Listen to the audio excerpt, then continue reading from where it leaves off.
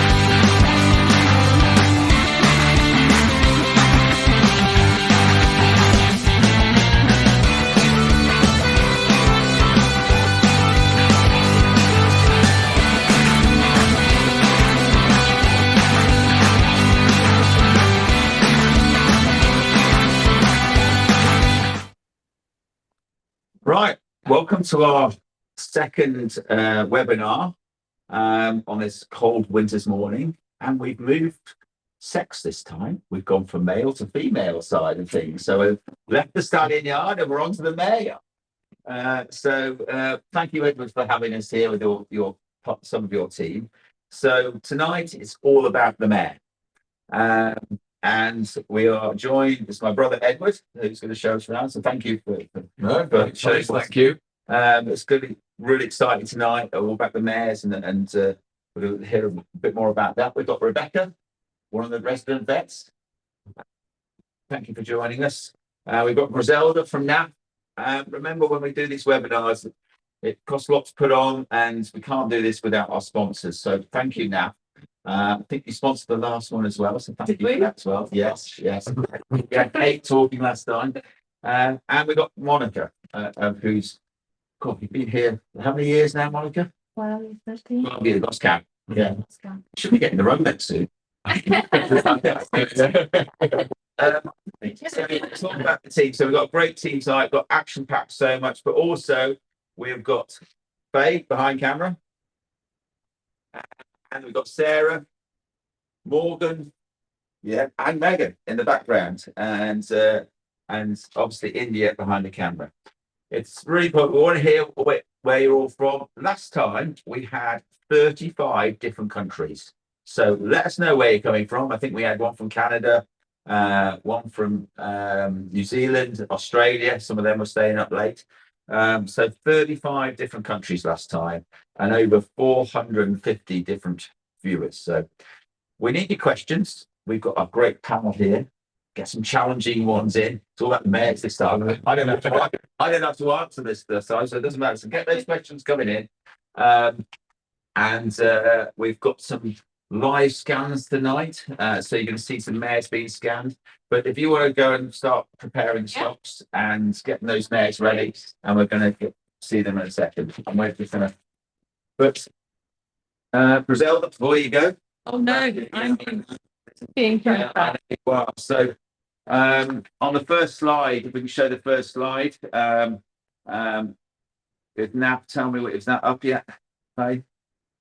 Yes. Yeah, so I say we can't do this without our sponsors, and 𝗧𝗱, we've been working with you for many years. So 30 years of experience in the industry now. 40 now. 40 now. Yeah. We need to update our info. So you're the only official suppliers of supplements and care products for the British Equestrian team. Is that correct? Yeah. And you're going to talk to us tonight. Just give us a quick snippet of what you're going to talk to us about tonight. Okay, so basically, my colleague Kate has always been about stallions, which we've worked closely with 𝗧𝗱 and his team with. But tonight we're going to look at something I'm really passionate about, which is the mares.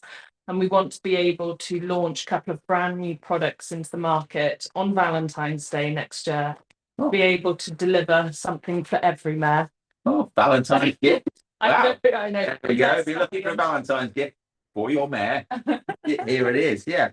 The other thing we're going to be talking tonight about is the 𝗧𝗍𝗶. So India, who is behind camera, about the 𝗧𝗍𝗶. Yeah. So we're going to talk about and how well this fold detection system works, and it is quite revolutionary. It works incredibly well. But you'll tell us all about that. And we've got 10% discount as well. Is that right? By the 1st December. God. Yeah. Yeah, I know. This past discount. Yeah, 1st of December through to the end of January. It's a giveaway. And this webinar, we always do giveaways all the time. So we're on slide 6 now. Is that right? Sorry, I should be telling you Megan Morgan's background, but to sure you're doing a great job. So, Andika, I don't know whether you're watching tonight, but you were our lucky winner last time. So hopefully you enjoyed the goodies. I think they got. Did you get a bottle of gin in there as well? Yeah. Yes, you got a bottle. I hope you enjoyed our stallion gin.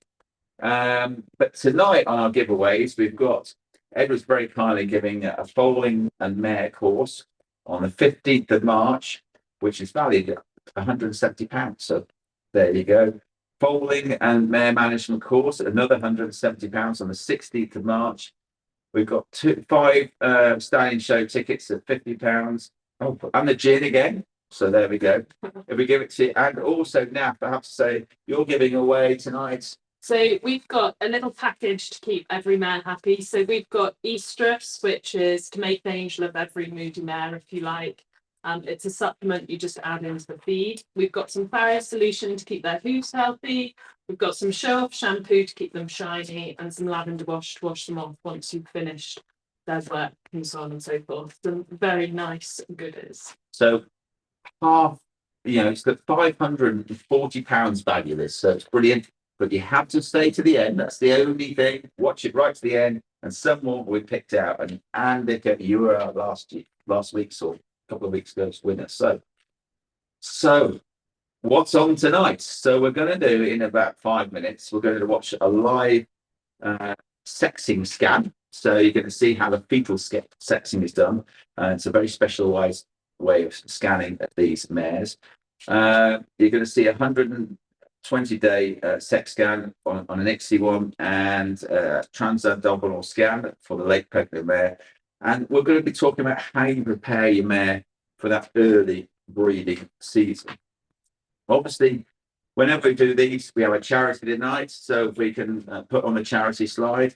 And hopefully, if you enjoy tonight, say these are all put on free of charge. If you'd like it, what we'd like you to do is we'll show you the QR code at the end. Sometimes it's a bit difficult because obviously on your phone as well, but go onto the website, 𝗧𝗍𝗧.com, saving species from going extinct. Donate £5. That will be amazing if you can.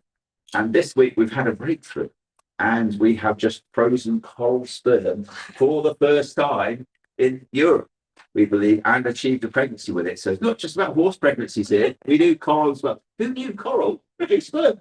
How cool is that? One of the most endangered species. They lost more, 50% of our coral in the last 50 years. So anyway, with your help, we can carry on this amazing work. So just to kick things off, we're going to have our first poll question. Do you fold your mares at home or at stud? So it's 3 answers to that: at home, at stud, or you're not breeding. So anyway, we will head into the stocks and see what's going on there while you do your poll question. So thank you, Priscilla. Come on through. It's going to be a bit cold out here, I think, tonight. With all our team working busy behind the scenes. Yeah, I must admit, was at the had an interesting morning. It was at the Horse and Hound Awards last night, which was incredible. But I walked out and it was so cold this morning. I don't know if anyone's got CCTV, but I slipped right over and landed on my backside, and all my luggage and everything went everywhere. It was quite hysterical this morning. That was not through drink, that was purely through the eye. So, all right, Tim, how you doing? All right, got all the gang here. So, have we got the answer to the poll questions? We haven't got Faye here yet. So, so we're Rebecca. What's going on here? We're doing some sexing. Yeah, we're going to see what sex some of these mares are. So we've got a mixture of recipient mares here from our recipient herd. And we've got different age of pregnancy at different stages.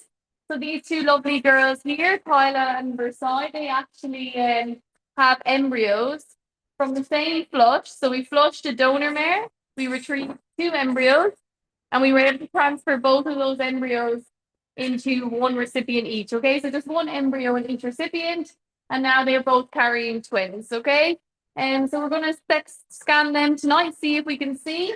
Sometimes maybe the fetus might be in a position where it's difficult for us to tell exactly which sex it is, but we might be able to see on one of them. And then we've got another lovely recipient mare here, and she had an embryo transferred earlier than these 2 girls here. So those ones are about 75 days in full.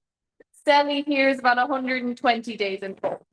So you can still 20 days. Wow. What happens is that as these pregnancies now are starting to get a lot heavier and a lot bigger, and they're kind of falling down deeper over the pelvic brim, we say, so down under the pelvis. Whereas on this mare here, 𝗧𝗏, what happens is they start to go down and then they start to float and they come back up. So there's a period between about 70 to 100 days where we normally, if we scan them rectally, we still can scan them, but we might not actually see the fetus or the embryo itself, the baby itself. And then when they start to get bigger, then they start to come back up, and then we can see them again. Cool. Right. Let's get going.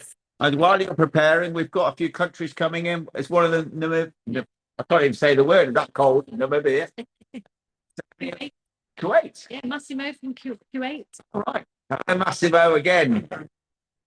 He is the one I think you broke a world record. You actually collected semen from a stallion using a hoverboard or something. So that was pretty cool. Yeah. Any other countries in there, Faye, that you can see coming in? Netherlands, Canada is said as well. Yeah. Shropshire. Yeah, just down the road. So yeah, keep sending those in. Tell us where you're from. South Africa. See if we can beat 35 countries. Right, Rebecca, I better get back onto you. What's going on here? 𝗧𝗏, a nice recip. And we can see 𝗧𝗏's fetus here. Okay, so we've got all our fluid here around the pregnancy. And if we just look really carefully, we might be able to see what's called the genital tubercle. Now, the genital tubercle on a colt is going to be just behind the umbilicus. So if I can stay really still, we can see the umbilicus here coming into the fetus. And then there might be a really bright spot. Here it is. There's our bright triangle. So 𝗧𝗏 is carrying a colt. Colt, right. Is that what they wanted, you know? I think they're happy with any sex, but it's always nice to know. No? Yeah. So they can paint the room blue now. Might want to put these recipients in an auction, so then they might ask us, oh, can you please sex them, so that when we're selling them, we know exactly what sex they are going to be. So maybe if we had a really nice bloodline, a client did, and then they know that potentially they're going to be buying a filly, so that can be a really important reason why we're sexing some of these. We have to do one of these gender reveal parties. Oh, yeah. Yeah. All right. We sexed. One of our mares had a colt, and I did the sexing, and thankfully it was a colt. So we were pleased. Well, while you're preparing that one, Kentucky, did I see on there, Faye? And the Spain, Germany. Germany, yeah, we can hear all that. France, but Ireland, well, blinking Irish. We've got enough of them around here. And just the answer to the poll questions was. So 70% was home, 15% at stud, and 13% not breeding. Still 13% of people, we've got to get your mares. Well, in other words. Right, Rebecca, what are we looking at? So this is the twin. So we were just looking at the exact same one in the other mare. And here, if we look, we've got the tail head here. And if we look really carefully, we're going to be able to see the genital tubercle, which is eventually going to be the mare's clitoris. So this mare, this recip is carrying a filly. So there it is right there. So you've got the tail swishing around there. There's the tail. There you've got the tubercle just there. And we can also come up now. We've got the stomach. We've got the heart there beating. Under my finger. So Wow. we've got lots of bones and lots of different things going on. So it's amazing how much they grow in just. How many days is this again? So 75. What's the earliest you can sex? So about 60 days would be the earliest that we would try and fix them. I must admit, looking at that, I'm glad you know what you're doing, because you could be telling me anything there and I just agree with you. But yeah, it's incredible how you can tell the sex. Also, when the mares are nice and they're standing quietly, it helps them up. So you're just preparing the next mare. Any more country or? You just answered one of the questions for us, so thank you. Start sexing timing. What's the best time for that? So that, thank you. You start it on day one, but we're going to talk about that in a minute because you can use sex semen. But we'll talk a bit more that a bit later. We've got Ireland, Mohammed from Egypt. Ah, Mohammed, it's great to see. I haven't seen you for a while, Mohammed. So I hope you look what an absolute legend in reproduction in that side. You ready, Rebecca? You give us the nod when you're ready. So this mare now is 120 days. So hopefully you can tell from the camera how much this has grown in size in that small amount of time. I'll just put the scanner in a bit closer to me. So we're trying to see between the back legs, which depending on what way the fetus is sitting can be a bit more difficult because they're a lot bigger. So it's harder for me to move it around with my hand. But here, if we look here, this spot here looks like it's a filly. So that's great. And obviously it's difficult. Is it how the foal's lying and things like that? It just depends sometimes. So here, if we look here, the mammary of the foal. So we can definitely see that this is going to be a filly. This is an 𝗧𝗶𝗽 pregnancy. And so 𝗧𝗶𝗽 is when we take the eggs off the mare and then we send those eggs to a lab in Europe where they have performed the 𝗧𝗶𝗽 procedure. So here we have there. And then they'll freeze embryos for us, send them back to us here at 𝗬𝗏. And then when we have a recipient like 𝗧𝗍 here ready, then we can transfer the embryo into the recipient at the right time. And 𝗧𝗍 is going to deliver that foal next year. She's going to have a filly. Pretty cool. Right. Oh, very good. No, that's absolutely amazing. Is it the best time to sex, or is it, I know you've got a bit of a window, but is it best at 40 days, 60 days, 120 days? Between 65 and 70 days is probably the best. It definitely depends on the vet, what preference they have. And we think it's kind of nice to do them at 65 to 70. Sometimes you might need to check them multiple times before you're sure. And then there's another window again of between 100 and 120 days where this is the 120 days. So we're actually seeing either if there's a penis or if there's a clitoris, and actually we're getting the genital organs are more developed. Whereas in the other two earlier ones, we're just looking for where the genital tubercle is. So the genital tubercle basically is the what we see before we develop the penis and the clitoris and all these things. I don't know if it's a question for you, Ed, at all, but how many clients want this? Is it quite popular? Last year we saw almost our 𝗧𝗍 go increase. What we've also seen in the market now is these frozen embryos being bought at auctions. So last year we probably had over 100 frozen embryos we transferred from 𝗧𝗍, and that almost doubled. So that was very much the market with these auctions is very busy now, and we're getting a lot sent from Europe as well as making a lot of embryos ourselves here with the 𝗧𝗍 side. So quite a few people want the sex scan. Sex scan, it varies. We wouldn't get that much. No, it's not. Is really. that the client? I think at the end of the day, you've got what you've got. If some people who want to sell might want to do that. But generally, that's a really good thing. If you want to sell it and you know you've got a colt, Yeah. that makes a huge difference. Or a filly. I think the filly can tend to make a big difference. Yeah, it can. Yeah. So that's. I mean, and Nina with her auctions, Bowlesworth always wrote, and often they had that big sale the other day. Saw that. It's unsexed and some of them sex. So that one that we had last week with Nina with her sale there. Bowlesworth, and also the ones in the summer. There's often people do want them sex and not sex. It can be a sort of preference. All right. Yeah. Okay. Right. Now we've got to scan them. At some point, they're going to have a foal. So we've got to learn about the foaling kit. And so India's going to ship. That's now. Is that right, India?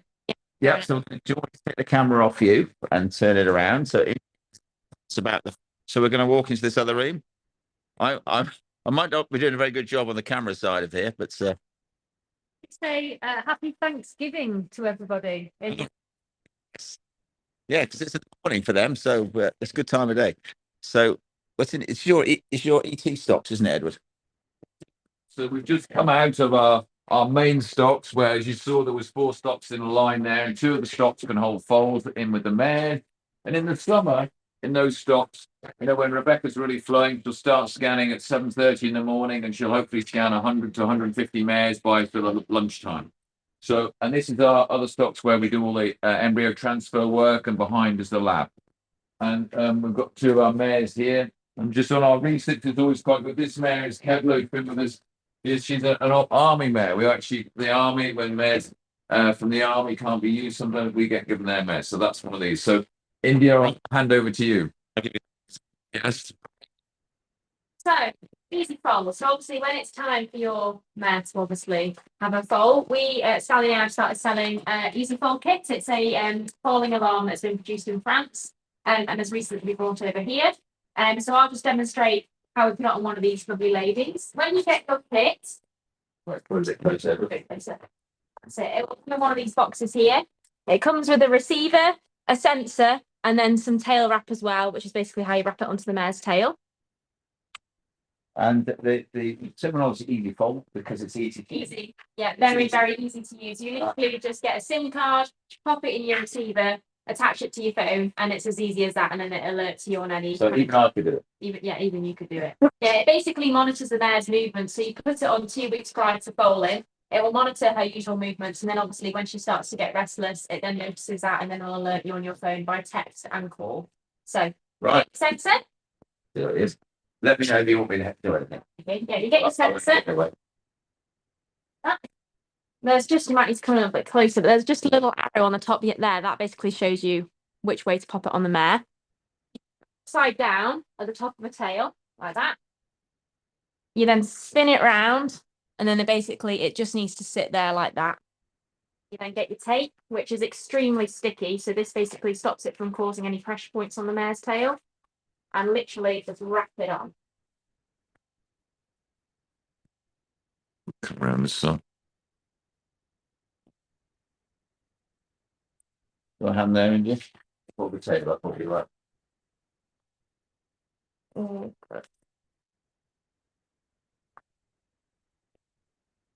So you go 2 times around the bottom. As you can see, the tape is really, really sticky. So this basically keeps it in place without actually being tight on the mare's dock. And I don't know whether we are yet, but are we hiring these out yet or not? Is that We not? are going to start hiring them out, yes. It's that's something that we're looking into, yeah. So we're thinking of maybe hiring them out 2 weeks before the mare's due, and then continued hiring until she foals as well. And then obviously the success rate's really good with it working. Someone's asked how reliable is it? reliable. Nothing's 100%, obviously.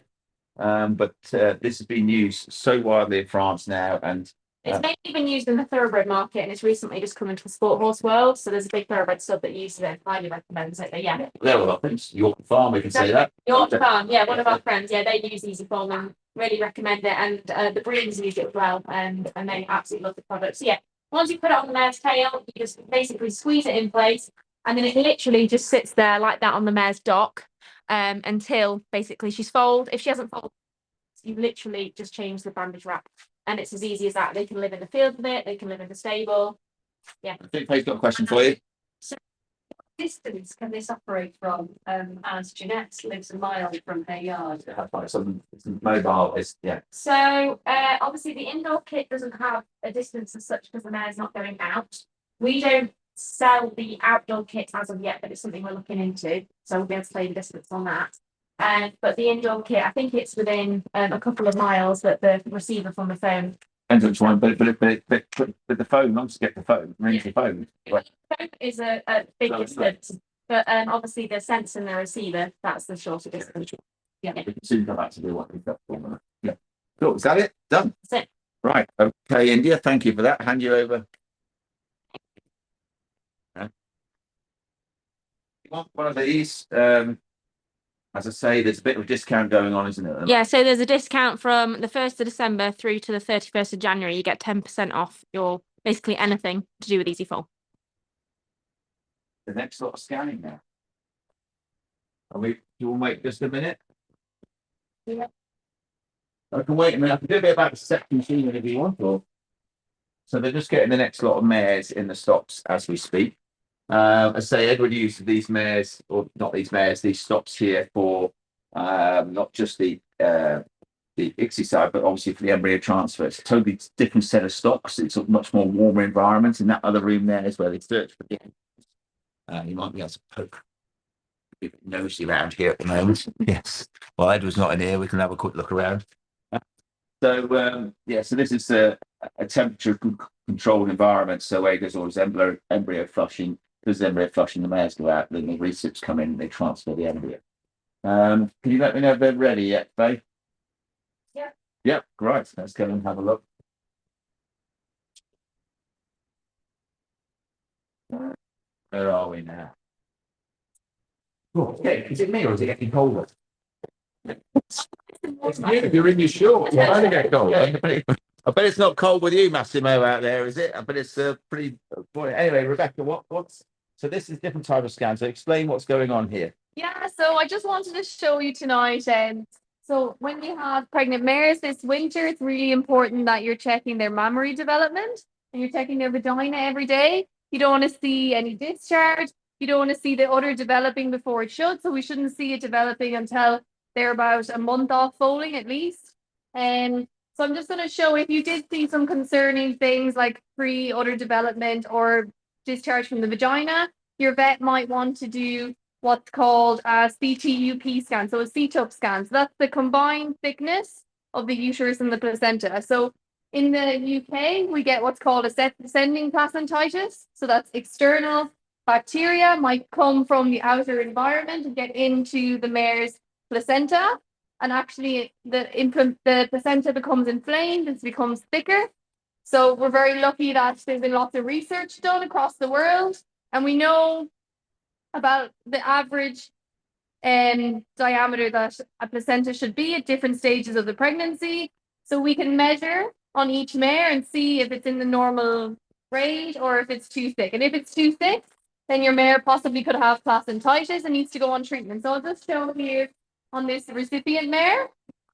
She is due a check. So some mares, if you have a problematic pregnancy, then you might want your vet to do these scans routinely. So if you have a mare that's very high risk, has lost foals before, or has had placentitis before, then that is a mare that you might request that your vet does more regular checks throughout the pregnancy. And this is definitely something, if I was checking one of the recipients when they were in foal during the winter, I would come and I would check her CTUP measurement. So we can see here, this is what we call the allantochorion and the uterus together. So the fetus, the foal is always in a double sac, if it makes sense. So you think that we've got a sac around the foal here.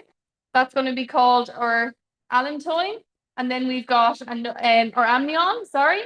And then we've got another sac that's attached to the uterus called the allantochorion, and that's attached to the uterus. So that's attached to the uterus here. We can't differentiate between the uterus and the placenta, so we just measure them together. So we can see here that it's 4 millimeters thick. So that's normal for that stage of pregnancy. So this mare is about 150 days. Yeah, there you go. I was just about to ask that. Less than 7 millimeters. So this is normal. So she's only 4 and it looks really healthy. We can see that the cervix here is closed. There's no abnormal discharge coming from her vagina. There's no fluids. This is her cervix. So if we can see the cervix here, we can see the cervix coming into the uterus. So that's the entrance from the mare's, from the hind end of the mare into the uterus, the cervix. So we can see that that's closed. There's nothing in there. It all looks really nice and healthy. So at this stage, I'm very happy with this pregnancy. I can even feel the foal moving under my hand here. So we might even be able to see. So this is the back end of the foal. We can see a back leg here. Might even see a tail. Wow, the detail's incredible. And do you need a special sort of scanner to do all this, or is it? Can you do this with? probably have this kind of machine. You just have to have the right probe for doing rectal scanning Yeah. to do that. So yeah. Development there is in this fold is Do you know what part of that? Do you know which part's that of it?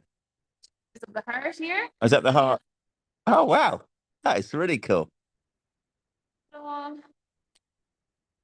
And that's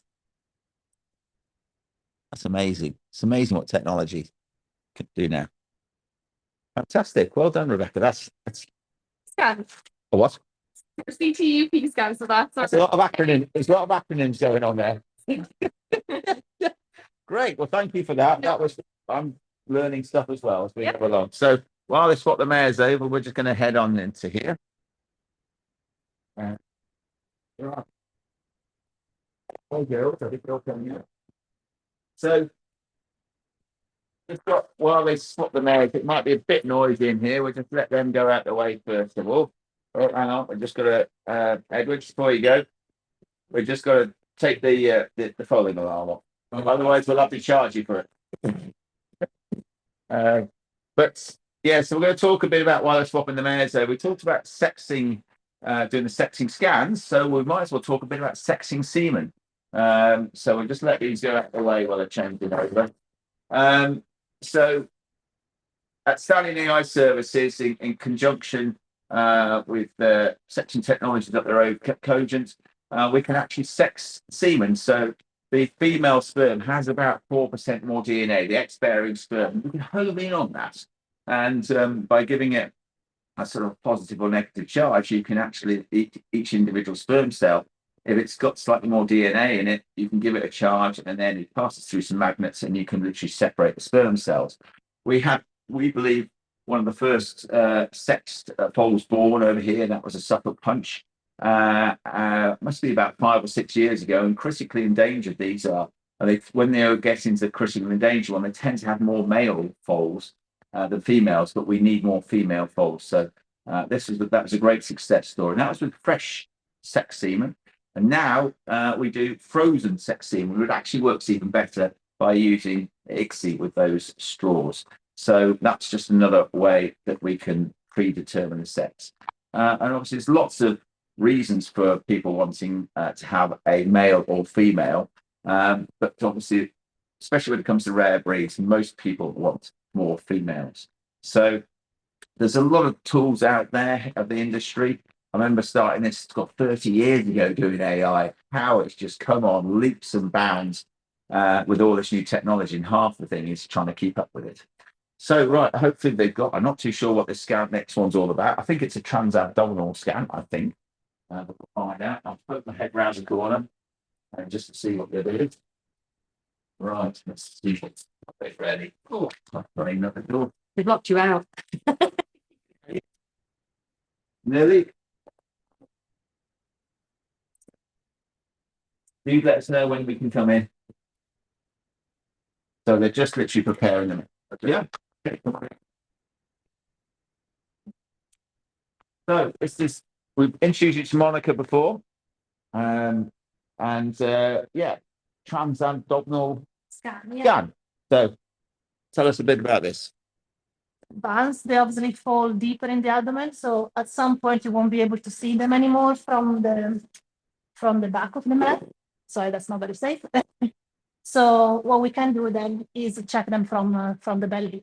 And it can be a routine scan, so just to check that everything is okay, or it can be when the mares are showing, for example, signs of getting ready to fall too early, or maybe they should be falling and they're not getting ready. So we want to check what is happening with the pregnancy. So it's very handy to be able to then monitor the fall. And you can try to see it now. You need a different probe, obviously, don't you? Yeah, so this is the same probe that we'll use for people, like to do pregnancy scans in women. And we can see here this is the abdomen of the foal. Right. This black round structure is the stomach. So we're going to try to find now, you can see the ribs, these white lines that are going in and out of the picture. We're going to try to find the heart. It's really quite cold out. The other thing we can tell, for example, some mares have had problems with presentations of foals that are caudal, so they come instead of with the head, they come with their bump. So in this way, we could check if the foal is coming with the head first or with the bump. It's really high up there. Really difficult to see. Okay, can you see the heart there?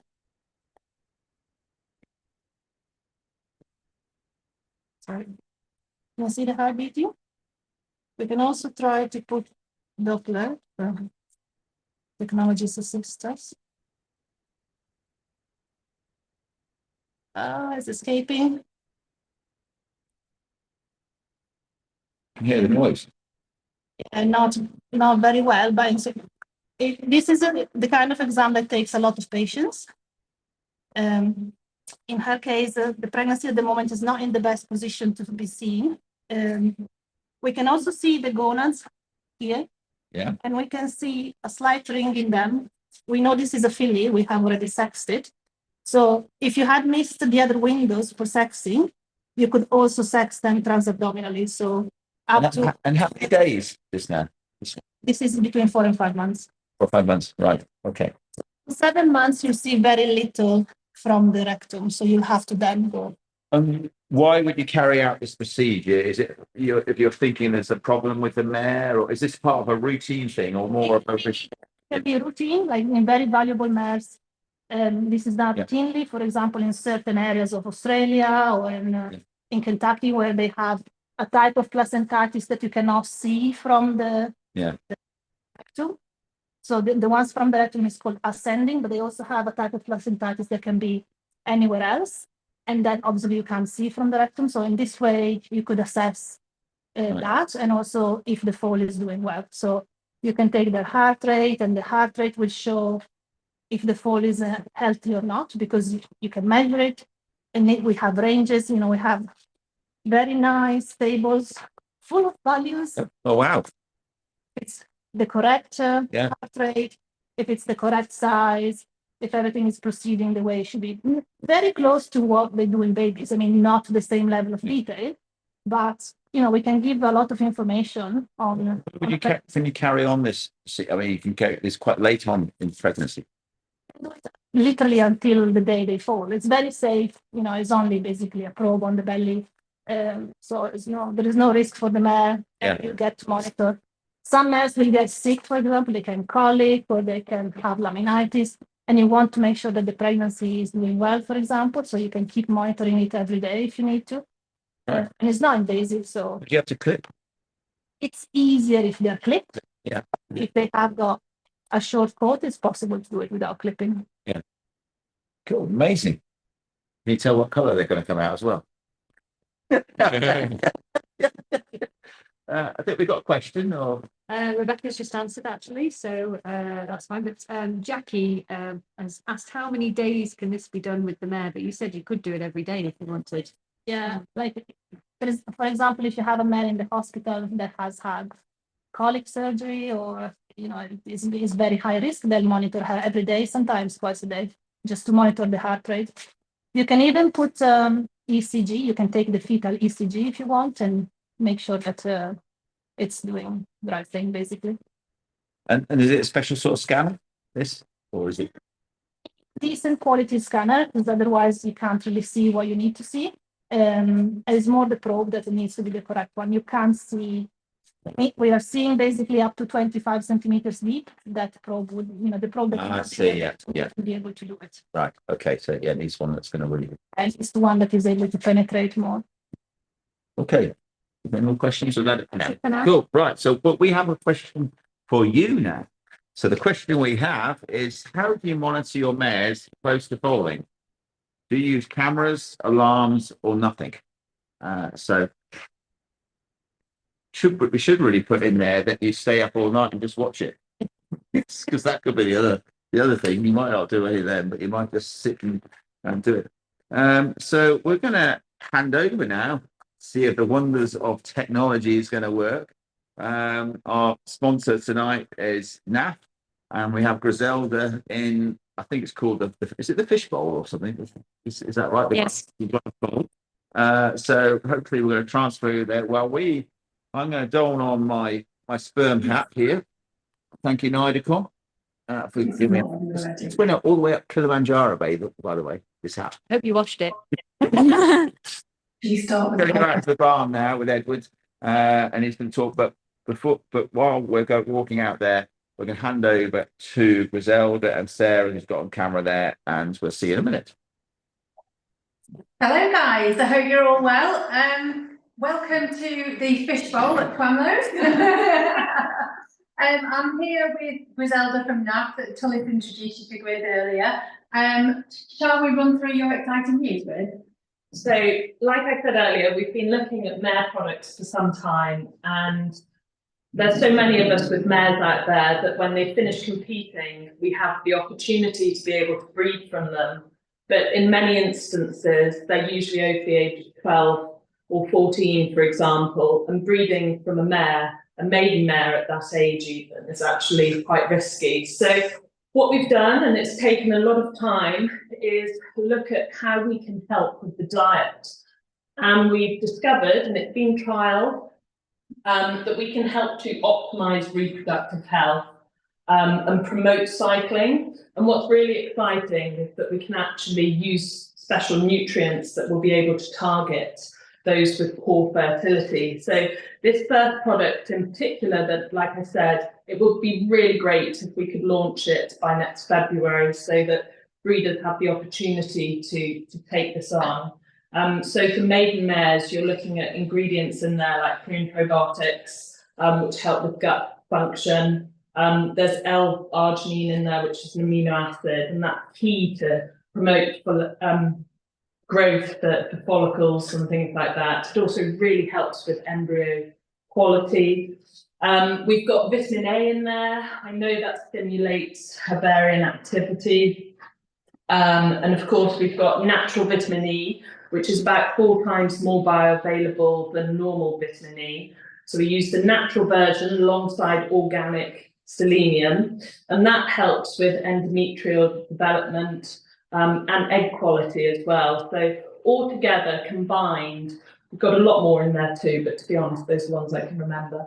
All in that supplement combined is basically for maiden mares, whether it's a youngster you're looking to breed from for the first time, a mare that's been bred from annually and you're just looking to keep her on track, or like I said, a mare just coming out of competing, had an injury that's finished her career or something like that.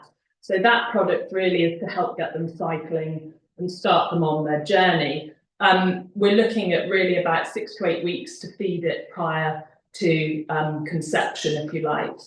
And then we've got this other one, and I've been so keen on this. So it's called, I can't tell you what it's called, Jeff, actually, I'm almost slipped up, which I've been saying all night. I can't say the names yet.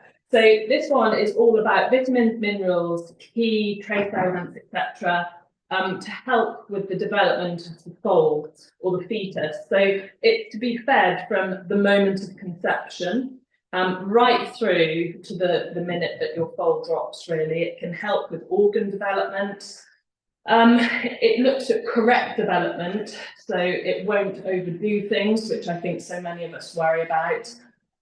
It helps with, like, again, we've got natural vitamin E in there, that's proven to help with milk and colostrum quality. You've got your microbiome, which helps with sort of your sort of immune system and getting the gut going. So the 2 products themselves, we're looking at starting breeding, thinking about it, getting the mare on track, cycling, and then the next one is while the mare is expecting, if you like, or throughout the pregnancy, to make sure they've got all the right bits and mins. And just so that you know, this is our giveaway here. This is our product for mares currently. This is 𝗧𝗱. This is our 5-star product. This is for mares. It helps to balance and regulate the 𝗧𝗱 cycle. Now, if you are looking to put your mare in foal, you can feed this, but we do recommend you to come off this about 2 months prior to that initial conception. point. So it will help target moods, causes of discomfort, etc., but about 2 months before you think about putting her in foal, basically, you just remove this from the diet. So it's great to keep them happy over the winter. So yeah, hopefully that gives you an idea of what we've been working on. It's been a long road. I know the stallion product took us 4 or 5 years, and these mare products have been a real headache because there's nothing out there currently that works on cycling, like I said, and actually getting the embryo quality and the mares to get going. So it's been a real triumph, I think, for us as a business. I think it adds hugely to the credibility as a brand.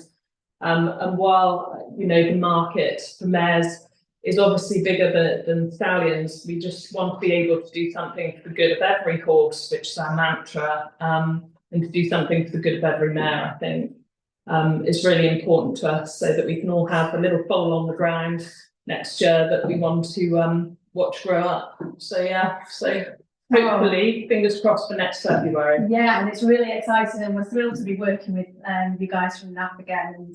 And the stallion supplement that we've done with 𝗧𝗔 has been so successful. And it's not really just aimed at stallions that have any like poor fertility or fertility problems. It helps, it gives that extra percentage across the line with the motility and the velocity of the semen and everything. And hopefully then with this mare product as well, it's really exciting for mare owners. Well, like I said, the first one that we spoke about with the cycling, that's been really well trialled.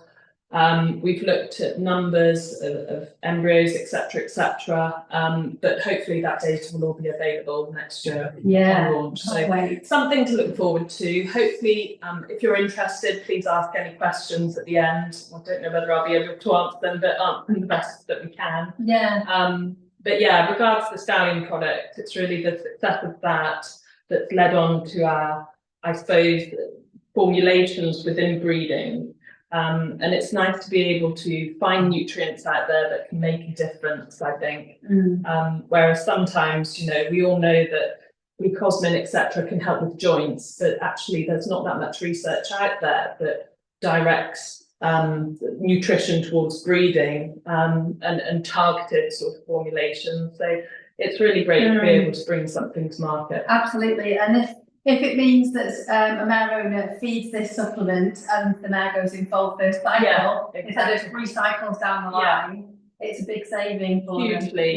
Hugely. And you know, the other thing that you have to address as well is palatability. I know we are always concerned about palatability because it's great having something that works, but you can't get them to eat it. So this is all being palatability tested. We're really happy with it. In some cases, they'll eat it from your hand, they're pellets. So, you know, or you can mix it into the feed. So hopefully it's a practical approach to feeding as well. And like I said, hopefully we can get it to market next February, so it's ready for your breeding season. Yeah, brilliant. Well, thanks, Liz. Watch this space. There'll be more to come on this, I'm sure. Is Tullis there? Are they at the bar? Yeah, we are. We're getting very cold out here. And just say, 𝗧𝗔, you can talk for England. We are freezing out here. You should have put some trousers on.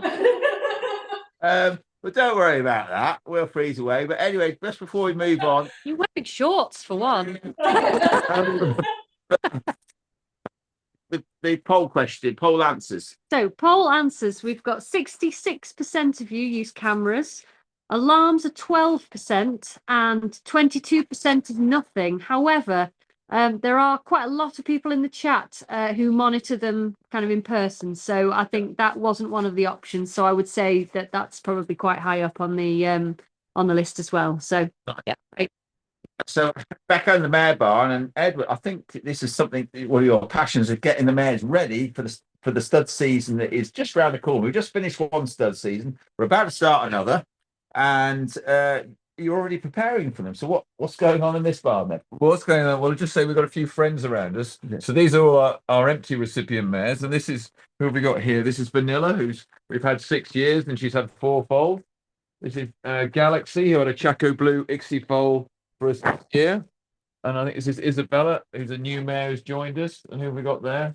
That's Toronto, so a couple of new mares. So just explain what recipient, just for people out there. Mares, the recipient mares surrogates carry embryos for donor mares. So a donor mare if you want to do embryo transfer, you AI a donor mare as normal in the normal way, and then 7 to 8 days post ovulation, you flush her uterus and you hopefully find an embryo and you transfer that embryo into a synchronized recipient, which can be what these girls are all here for. So why are we standing here under lights and in the barn at this time of year? You know, we need mares that are cycling early in the season. The mares cycle sort of naturally at the end of March by mid-April. A lot of people think their mares are cycling in March, but generally mares are not sort of cycling till April. And that is dictated really on daylight hours. When the daylight gets longer in the spring, that's when mares start to cycle. So we want mares cycling in sort of February, March, so we can then start transferring embryos from the donor mares into these recipient mares. And also we have now a lot of ICSI embryos, as we were talking about earlier. People will want those transferred early. So how does all this concept work? So to get mares cycling earlier, you put them under lights and you start that usually on the 1st of December. It takes roughly a minimum of 2 months, sometimes a bit longer. So these mares are in the barn. We'll have other barns under lights like this. The lights come on in the evening on a timer at 4 o'clock in the afternoon, and they go off at midnight. So what you're doing is you're exposing the mares to 16 hours of light and 8 hours of darkness. Some people also think, God, if I was to extend that light to give them more hours of light, would they cycle quicker? But it doesn't work like that. So you really want the mares to have that pattern of 16 hours of light, 8 hours of darkness. And they really need that right up until the clocks change at the end of March. You can obviously adjust the timer as the evenings get lighter. So what will happen is after, when you get to about sort of early February time, you can scan these mares who then will have had roughly about 2 months under lights and see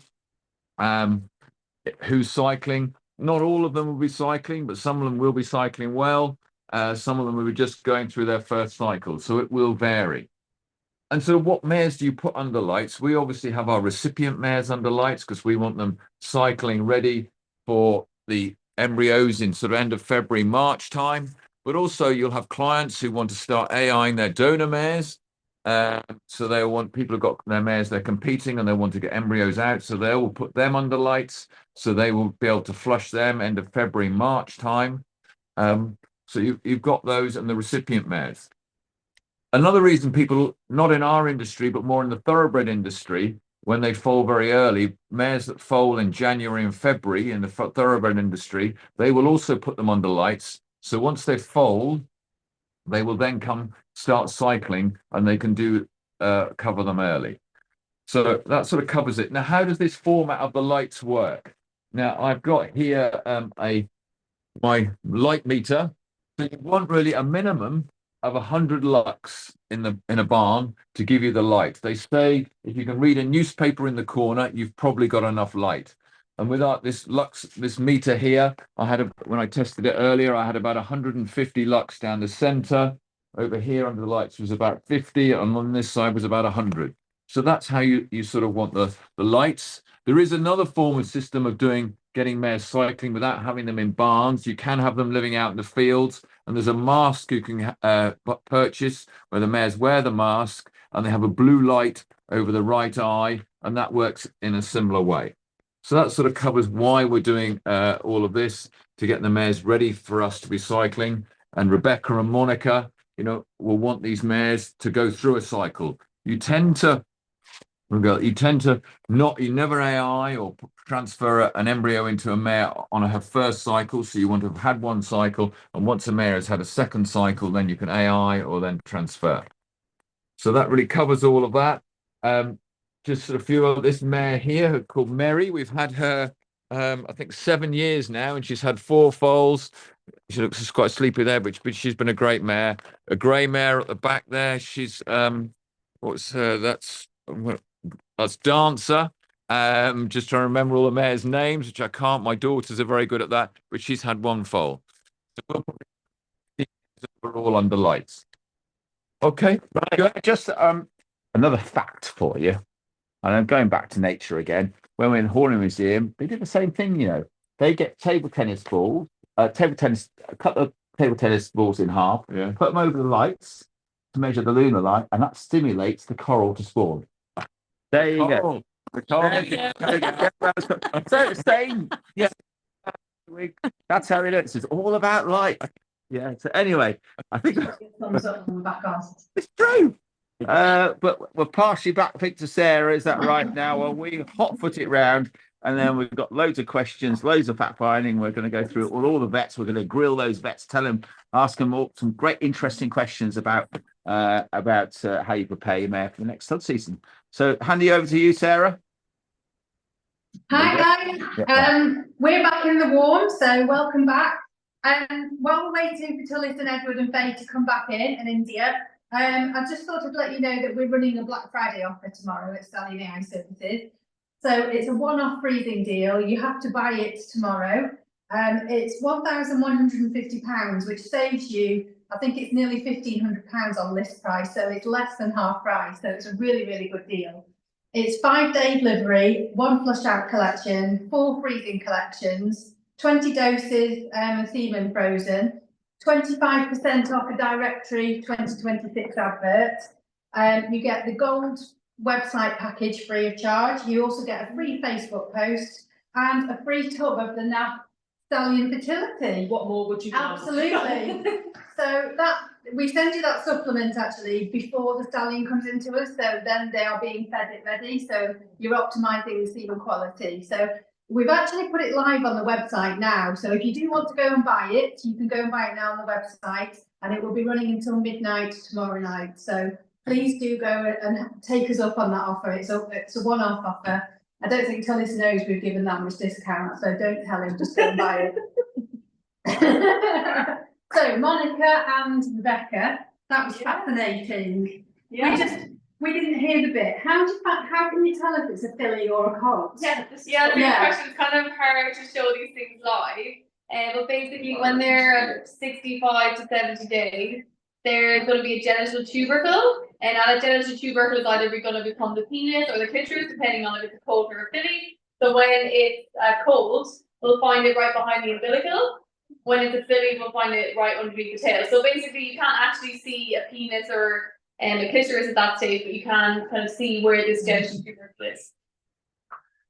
It's hugely interesting. Right. So it's got time to come into the meeting. Right, which camera are we using now? India, right. One of you can Rebecca. We're in the war.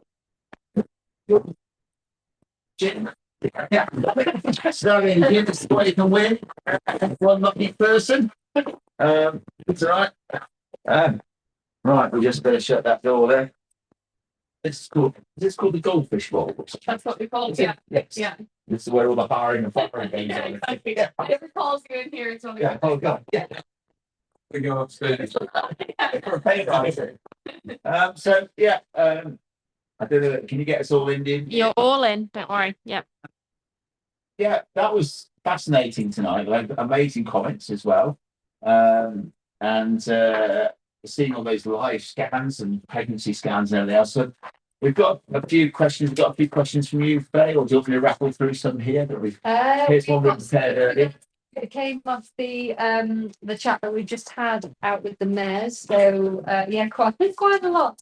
Well, shall I get on with one now while you're looking? Yes, somebody's actually asked, what can you do to prevent retained afterbirth? Is copper having an influence?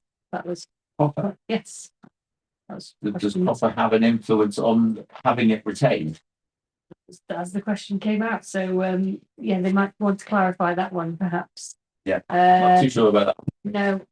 But remember, all these questions are there, so we're not too sure. We can always come back to you on these questions. Yeah. So, what things to the panel here? What things should owners be daily checking their pregnant mares throughout their pregnancies? Their vagina, mammary developments, and things like that. Who's going to go for that one?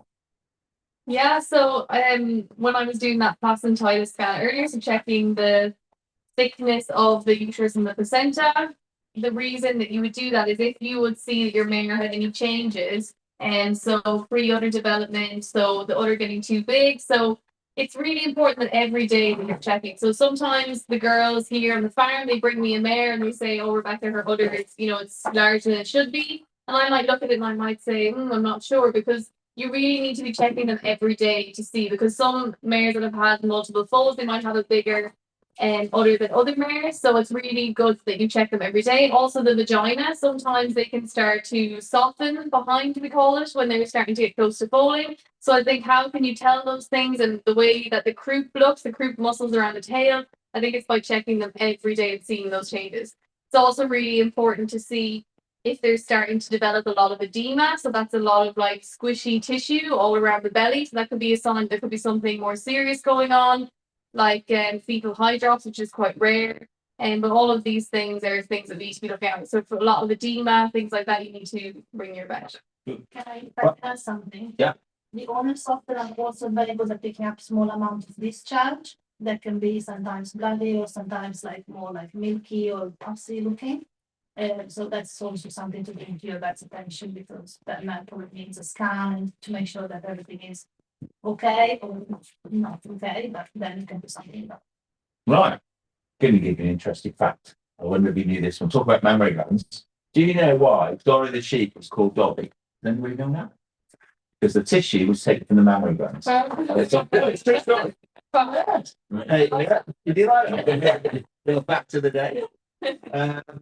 Right. Vaccinations. How important is it to get the mares vaccinated during pregnancy and for British virus, herpes virus and things like that? Is it? Yeah, it's important to keep the mares vaccinated up to date, especially, influenza, okay, and tetanus. Tetanus is very important. Mares can get tetanus at falling from retained placenta, for example, something that no one really thinks about.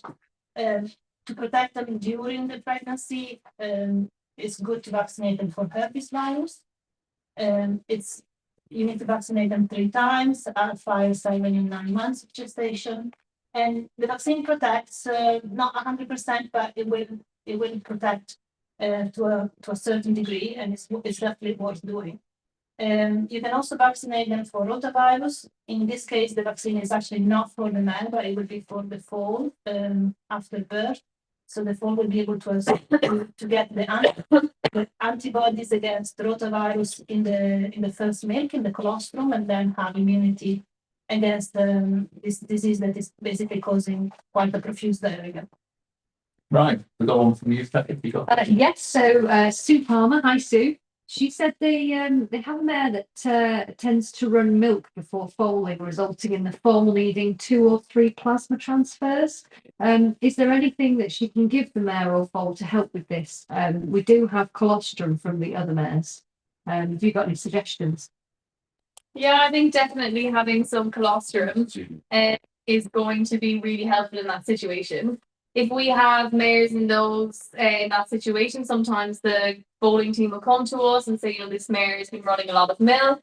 We'll try and store some of that milk if we can. And if it's got a good high Brix reading, then we will keep it, and we might even supplement it to that foal when the foal is born.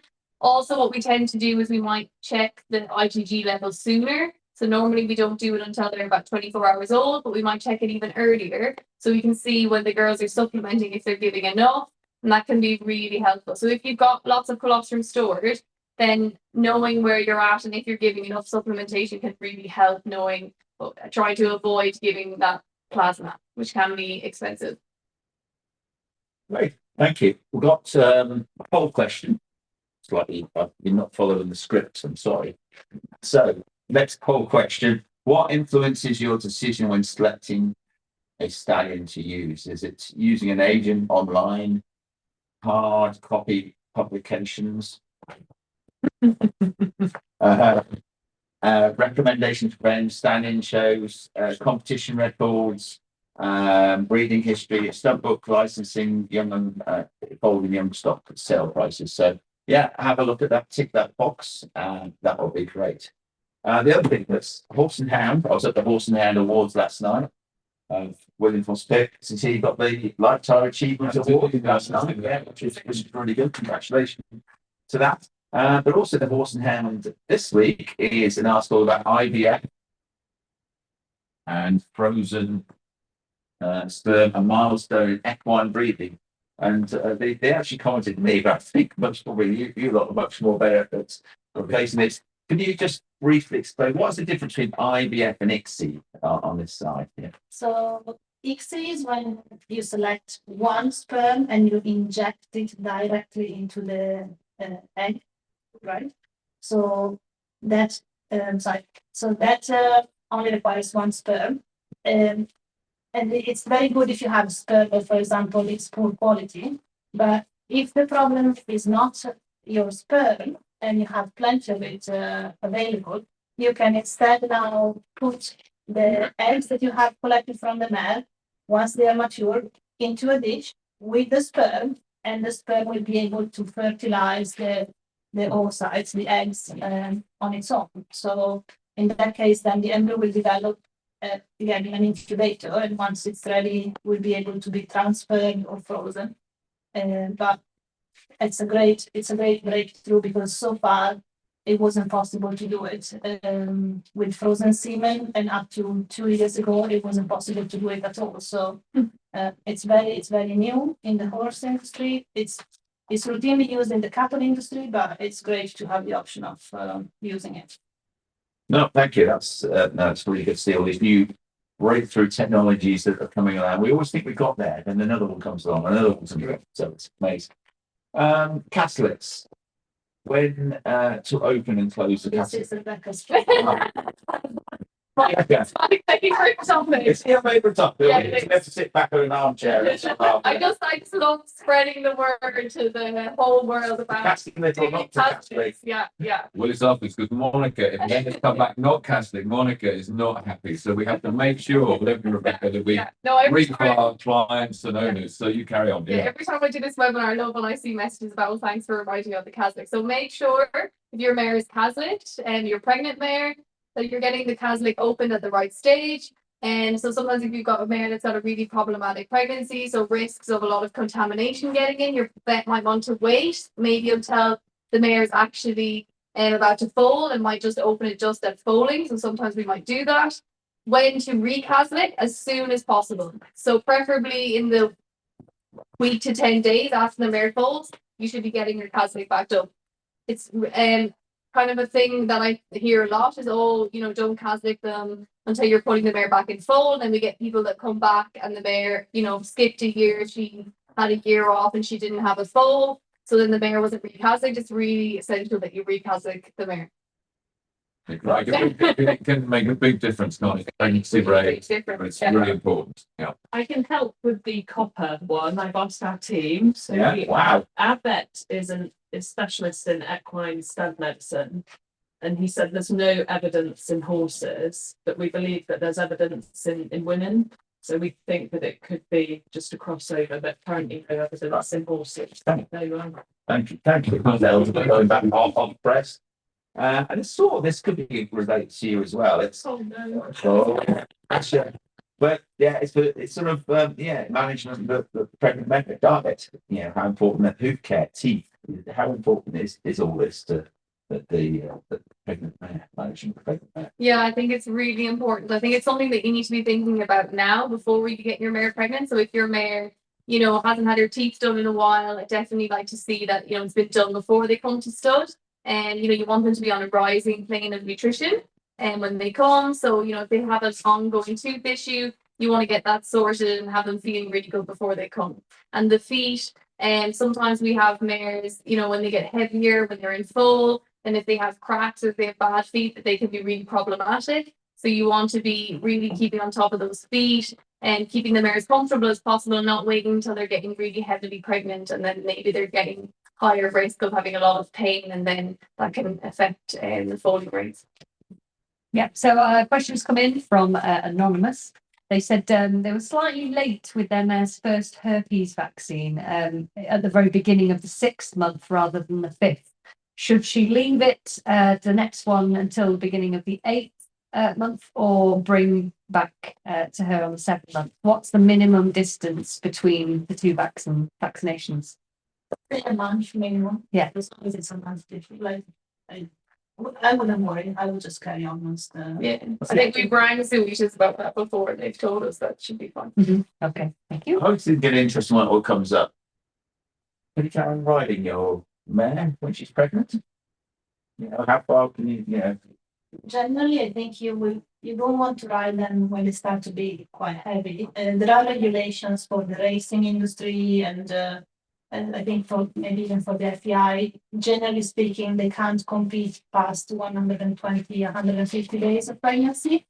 I mean, if you're just riding them to hack them out, you can probably ride them until later, but you know, they have an important job to do. So a light exercise is fine, but generally going out in the field is enough.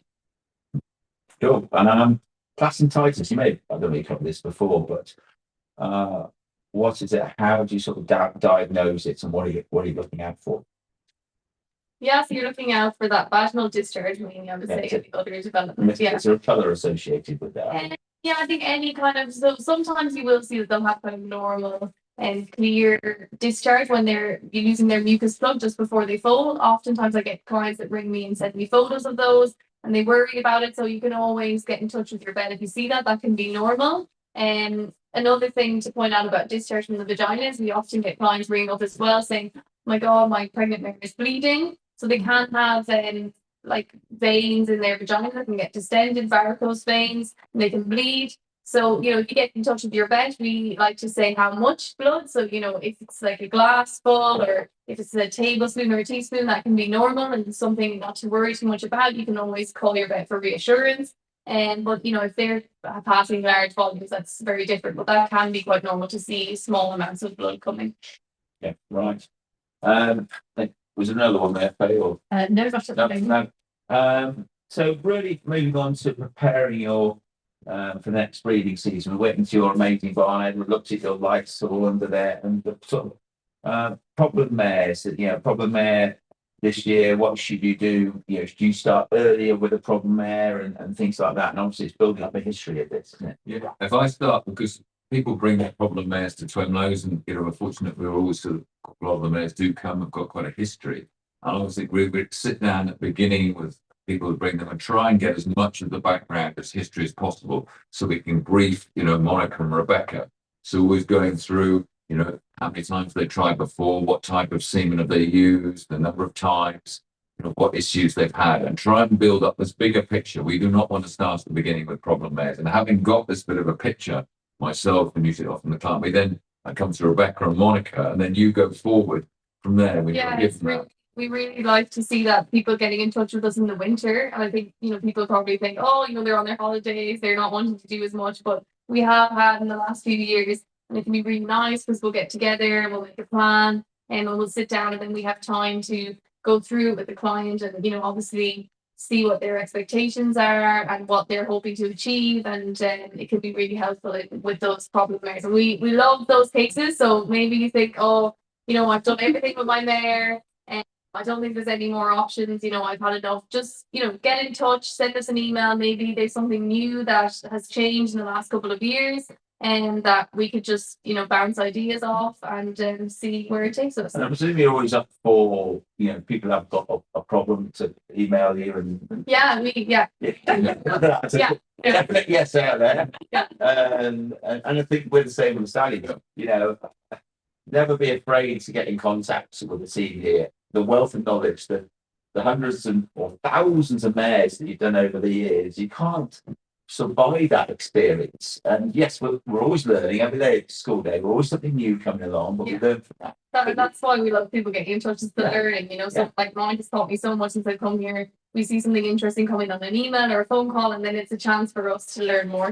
And also working with your vets at home or vets who've done the work on your mare. We really like to work with the vets all around the country, wherever they are. Our team will talk vet to vet. It makes a big difference. So always working with the vets. And it's not just about you getting mares in here. This is a whole team effort. You can ask questions all over the world. Obviously there's maybe 35 different countries. I won't bombard with questions now, but I mean we're always interested in people around the world. Asking questions, and we're more than happy to pick that up by you. Yeah, definitely. We learn from that. If on here, any other ways to introduce Is it about the cycling the mares? It's cycle. Oh, I do say cycling, yeah. So Cycling. Edward showed the lights and therapy in the barn. And I just wanted to mention to people, you know, your vets might, if they start scanning them in February and March, maybe you've had your mare under lights, but she's still not cycling. Then there is also other things we do. So we do what's called progesterone priming sometimes. So we put the mare on a course of progesterone, and that can help. Now, can that, you know, do the same thing as the lights do? So why put your mare under lights for 2 to 3 months? So we think the lights will make the mare think, okay, spring is coming, but we can't actually shorten that transitional phase. So they need to be doing something, getting going somehow to really bring them on. So we can kind of shorten the transitional phase, so the phase between the winter and the spring, but we can't start it sooner. So the lights are really the best way to go. But then sometimes if we get mares that are quite slow in March, April, we might do this progesterone prime. We might put them on a course of progesterone. There's also some other kind of drugs, domperidone tablets, and different kind of things that we can do to get them going earlier in the season. And we went to your barn, and it's amazingly peaceful in there and quiet. I presume stress is, you know, as on here, nutrition, you know, stress and temperature, all these going to affect the fact you get obviously on this. We're getting mares together in the barn. First of all, it's very much friendship groups. So obviously they're all empty mares there together. So they'd be out in the field. There's team on the here would spend quite a lot of time seeing which ones are friends, friendship groups, because mares can be immensely, I was always shocked how they could bully each other. But with the barns, we try and get them in their friendship groups before we bring them in and then introduce. So that's because you can't add new mares. So it is trying to get the barns sort of quite relaxed and from that point of view. Have we got the poll answers? Yes, I have them here. Bear with.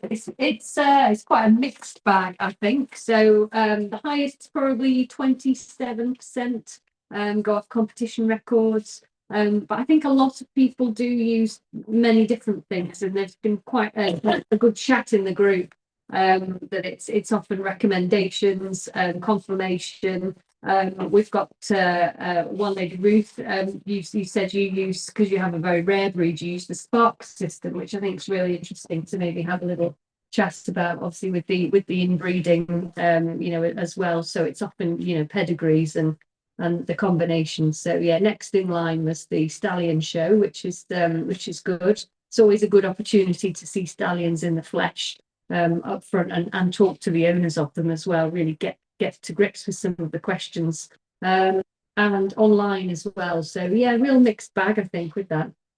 Yeah. So can I just come in with getting to this time of year? One thing we haven't been talking about is we're coming up to obviously December now, and abortion. It's something that we always have to sort of take on board. We've probably got over 50 or 50 plus pregnant mares here. We might not get any, but with that number of mares, you are going to see possibly abortions. And it's just briefing your team and how you manage. You know, you're going to check your mares in the morning, and you go into the pen or where the pregnant mares are, and you've got a fetus. And what should you do? What's your reaction? And we brief here because you obviously, when you first see it, you don't know why this has happened. So you have to always assume the worst, that it might be 𝗍𝗶, which is very easily spreadable. So we always say, when you find it, first of all, you just stay where you are, try and make a phone call, and people will then not come into you, but we can then manage it. What you mustn't do is, having seen it, and then you go and look at it, and then you go with and walk somewhere else and go into the next pen, because the fluid and what is around is very contagious, because at that point you don't know why the mare is aborted. So it's just managing that situation, you know, having had over here over the years, I think it's about 30 or 40% usually. Some of the abortions are twisted umbilicus, which is really in the UK, which is just nature. I don't think one can do anything. Stage of pregnancy that tends to happen? Is it more later, mid-term, early term? It's the last trimester of pregnancy that we don't miss it. So 8-9 months, it's usually around, so it'll be sort of in the new year. So we're getting to that sort of stage, 8-9 months. So it's when we sort of see them. So it's how you manage it on the time. And then obviously you take the fetus, you can have it sent away, you can get it tested. One hopes it's not 𝗍𝗶, because then you can relax, and then they might come back and say what if they can, whether it's a twisted umbilicus. But it's just managing that situation. These things happen. They are going to happen in your worst period, sort of abortion stalls and things like that. You hear about these on studs, and we have to thing on our phones, the alerts that come in when they, and it's everyone's not, but it happens, and we just have to, like you say, preparing for that and making sure it doesn't spread. Yeah. And I think it's always instilled as having that sort of disaster management plan, so rather than thinking going on Google and thinking what should I do next, it's having it already in your mindset to be proactive rather than reactive at the end of the day. And we all know biosecurity is absolutely paramount. Can you split your mares up a little bit, Edward? Very important. So, Nikki, our stud manager, along with Monica, was set up so the late pregnant mares will be totally separate from any other stock on the farm. The late pregnant mares are all kept in sort of barns and away. And if you can at home, it's not always easy to do this, but you do want your late pregnant mares away from young stock, and non-pregnant mares. It's ideally away from young stock, because this is what can help. And Monica, if you can add why it can cause. Yeah, I mean, young stock, a lot, like all the horses population, the majority of the horses population will carry herpes virus, and if they go through stress or they can just start shedding. This is very common in young stock or horses that are in competition, for example. So you don't want to have those particular groups near your pregnant mares, because your pregnant mares might just then catch it and then abort because of that. It's also, there are other diseases that can cause abortion. If you have horses competing, for example, in Europe, there's another disease called equine viral arteritis, which is not very common in the UK, but it's more reported with horses that go in Europe, catch it, come back to the UK, and then obviously, God forbid, you have your pregnant mare on the same yard and she can abort as well. So it's just by keeping them separate, you're doing, the best for your pregnant mare, really. Oh, thank you. Well, hopefully we might do another webinar on that folding side, but so much more to cover. We'd always want to hear from you. Just closing down now, get towards the end. We're nearly an hour and a half in. So I think just going around the panel while we're here, this may be, a difficult question to answer, but it's trying to get the best tips. Just a couple of things. If you were to say, really, what have you got a pregnant mare and you're ready, what sort of things would you be preparing, obviously, this time of year? And two, if you've got an empty mare, how are you preparing her for the next season? Just a couple of tips. I know there's lots of different things, but I don't know what you think, Mike. Sorry. If you have an empty mare, what I would make sure is that she's in good condition. If you get her evaluated for conformation of her premier conformation, we know some of the young fillies as well, especially thoroughbreds, get stitched when they are young because they just want to make sure they stay clean, if you like. So just make sure that maybe even if you're not thinking of breeding, maybe right next year, but in the future, get them evaluated by your vet when it's on the yard and see what they think about it. Perfect. Well, have you got any? Wait for February. That's all I can say. Valentine's Day. Yeah, Valentine's Day. I've been told I'm saying that, but yeah, well, I get told all the time. But what was I going to say? No, I think it is really important though to look at pain thresholds, like you said, and see how nutrition can help support hooves, whether it's weight, condition, whatever it is, just to avoid any pain elements that could be coming in. And you're not what likes. I don't know. About lights. No, I think just preparing your difficult mare for, if you're planning for next year and things your mare didn't get in foal, it's just how you're going to plan next season. Write some notes of why what you went through. So when you go back to stud or your vet, how you be prepared for that.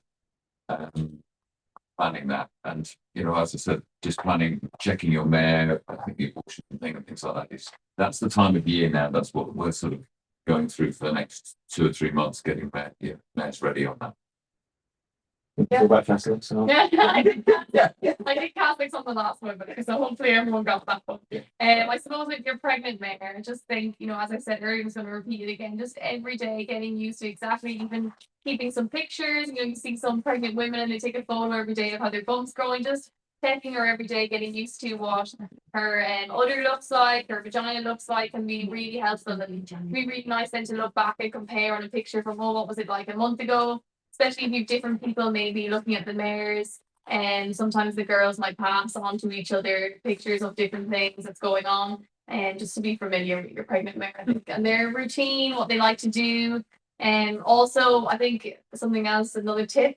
Keep going all night, sorry. Just before you carry on, just while we're before Rebecca, because I want a bit of time for this. Just in the chat, just put if there's anything you would like us to talk about next time, maybe after this folding or something, another webinar. We've got another webinar in January. Just put it in the chat, something you might be finding interesting that you think we can do a webinar on, anything stallion or mare related. Just put it in the chat and I'll pick it up. Sorry. No, I was just going to say that if you are planning on bringing your mare to somewhere to foal, get them booked in nice and early. And sometimes it's really nice for the mare to be familiar with the bugs that are in that area where she's going to foal. And then when we're talking about giving the plasma and giving the colostrum to the foal, if the mare is more familiar with the area and she's able to pass on those antibodies to the foal, and that can really help with avoiding kind of early sickness and illness in your newborn foal. Thank you. So I just want to give those dates out. Oh, yes. So we've got our foaling course on the 15th of March and the foaling and yearling management course, which is on the 16th. Well, to thank you because you're giving one of these away. Yes, you may not know that, but we are. And obviously on these courses, Monica and Rebecca are speaking. We've obviously got Jon Hycox, one of our speakers. So we've got those two courses. And we've actually got this year a new course we're running, which is a practical dystocia course. We've just had this course, a vet course on a practical. We're now going to run it for dystocia. Dystocia, how would you describe a dystocia? Difficult foaling? Yeah, so it's if you've got a malpresentation. So obviously, normally the foal comes with its two front legs and the head in the right position. So if for some reason it's not presenting as it should, and the foal's not coming out correctly, then it would be a dystocia. And it's for those who've done a lot of foaling this course, because it is a practical hands-on course. We are using material, cadaver material to do it. So, but it's on the 14th of March, this course. That's a new course. And then it was obviously the course that we run jointly with Stallion AI, which is the AI and Semen Stallion course. So we've got an AI course on the 19th and 21st of February. And then on the middle day, we've got the Semen and the Stallion side on that on the 20th of February. So we've got all of that to come. Just to make sure that people understood that you'll actually be putting your hand into, we have these dummy phantom, is it the phantom's name? You'll be able to put your hand in. You know, if you have a flex leg on a foal and during foaling, like actually learning how you're going to put your hand in and reposition it. Wow. It's the one-stop shop here for everything you need to know. Yeah. From conception through to foaling. Yes, right the way through. Right, well, thank you, Hannah. That was amazing. I mean, you could not have better experts in the room, from veterinary to stud owners to nutritionists. So, you know, I think the real combination here. So thank you for that. And we've got to thank our sponsor, one of our sponsors tonight, NAP. So thank you, Giselle, for coming all the way here. It's always great, you know, listening more about the product. It's always amazing, always pioneering something really new stuff about. Can't wait to Valentine's Day for many reasons, but that's one. You said the name. No. Very good. Have a bottle of gin and we can maybe get the name out. Yeah. And also 𝗧𝗶𝗽𝗀, so thank you, India, for that, for sponsoring tonight.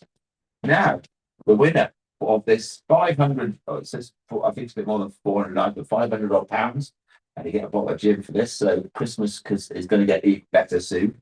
You can drink this while putting up the Christmas lights as well. There you go. About that time here. And so, who is our lucky winner? We had Anne Dicker last time. We did. Drum roll. It's Rose Best. Congratulations. Rose Best. Right. Congratulations, Rose. You've got a coming on a foaling course worth £170, a foal and yearly management, 5 Stallion show tickets, £100 off the Easy Foal, all the NAP products. Look at all this, and of course the Stallion gin.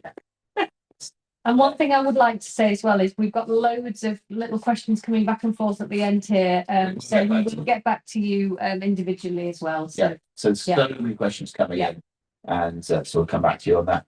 We've got the Stallion show date for the diary. Get your pen out now. 26th of April. Stallion show, 30 odd stallions, and it's usually a fantastic day out. Come and find a husband for your mare. So look no further for that. And it is Black Friday. It says tomorrow. Yes, because it's Friday tomorrow. It's tomorrow. I don't know. I thought Friday was today, but actually it's Friday tomorrow. If we carry on much longer, it will be Friday tomorrow. So do you want to read out that offer, Sarah? Do you know that offer that we got on? It's Yeah, can do.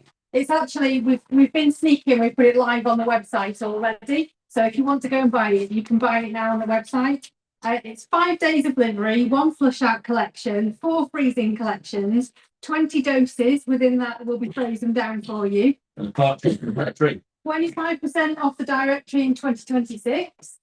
And we do a year's free gold website package, 1 free Facebook post, a free tub of the 𝗧𝗱 Stallion supplement, which is fantastic.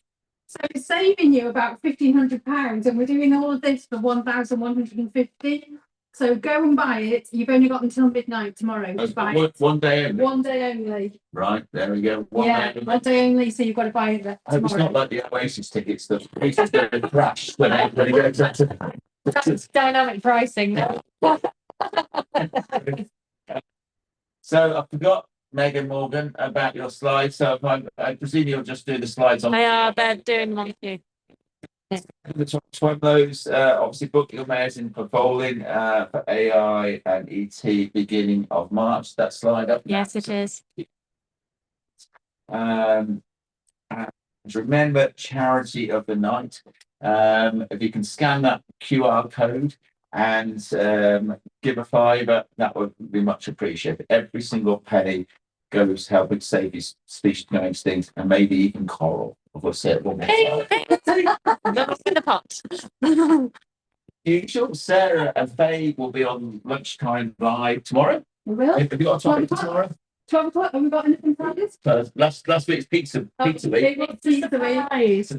Yes, it's always off the cuff, to be Well, I honest. think I know what it'd be. It'd be Black Friday. Friday. But lastly, we can't do this without the team. So thank you so much for that. And behind camera, India, obviously we got Monica, Griselda, Edward, Rebecca, Faye, Sarah, and Megan and Morgan. I never know which way around it is, but anyway, it's all the ends. On behalf of 𝗬𝗏, I'd like to thank you and all your Yes, because definitely. if it wasn't, you put so much in, helped us, and thank you for making it all be possible and coming over here Absolutely. tonight. It's our pleasure. Thank you. So that's what pizzas. Yeah. That was easy. But no, but thank you very much. Right, so it's good night from Stanley Neon, good night from 𝗬𝗏, and we'll see you sometime in January. Is it too early to say have a Merry Christmas? I don't know. It's not quite. Yes. So see you next year. Keep your comments coming in. We want to hear what you want to hear about next, and we'll put it on for you. Good night. Merry Christmas.